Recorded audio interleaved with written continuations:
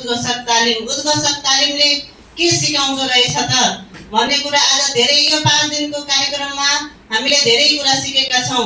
आफ्नो हातलाई के गर्ने, हातको हावभाव, खुट्टालाई कसरी मिलाएर बस्ने, अनि ठाउँमा गएर कार्यक्रम सञ्चालन गर्दाखेरि कस्ता नियमहरू लागू हुन्छन् त, अनुशासित उद्घोषक भन्ने चीज कस्तो रहेछ त, कति अनुशासित हुनुपर्ने रहेछ उद्घोषक भन्ने कार्यक्रमको सबैभन्दा कार्यक्रम सञ्चालन गर्दाखेरि कार्यक्रमको मुख्य उद्देश्य सबैले हेर्ने आकर्षण भनेकै उद्घोषक रहेछ है भन्ने कुरा पनि हामीलाई महसुस भएको छ। उद्घोषकले धेरै नियमहरू पालना गर्नुपर्ने रहेछ भन्ने पनि आज यस 5 दिनको कार्यक्रममा 5 दिनको बसाइमा हामीलाई महसुस भएको छ। र हामीले भोलि गएर एकैचोटि ठुलो नसकौला, सानो सानो आमासँगको कार्यक्रममा, टोल सुधारको कार्यक्रममा बाहिरबाट मान्छे ल्याउनु भन्दा ल है हामीले सानो कार्यक्रम सञ्चालन गर्न सक्ने क्षमता पाएका छौं, केही न केही गर्न सक्छौं, हामीलाई यो अवसर दिनु है भनेर भोलि त्यहाँ हामीले पनि त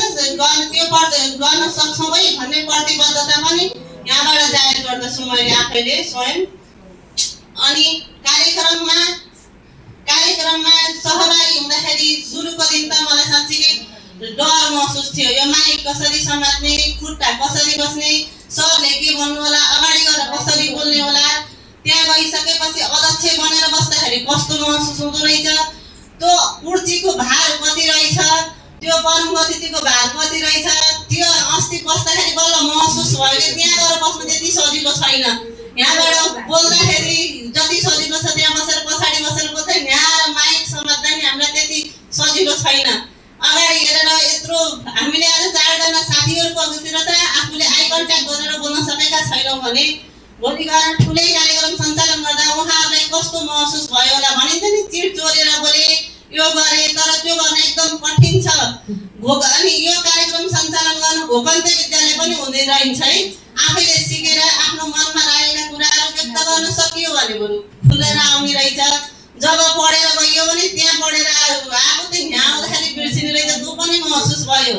यसमा त विशेष धन्यवाद त यस कार्यक्रम सञ्चालकका प्रशिक्षकज्यूलाई म विशेष आभार पनि व्यक्त गर्दैछु। साँच्चै हाम्रा डगमगिएका पाइलाहरू, हामीले चाल्न नसकेका पाइलाहरू आज धेरै अघि बढिसकेका छन्, धेरै अघि बढिसकेका छौं। यति भन्दै मेरो सानो मन्तव्य यही टुङ्गाउन चाहन्छु। धन्यवाद।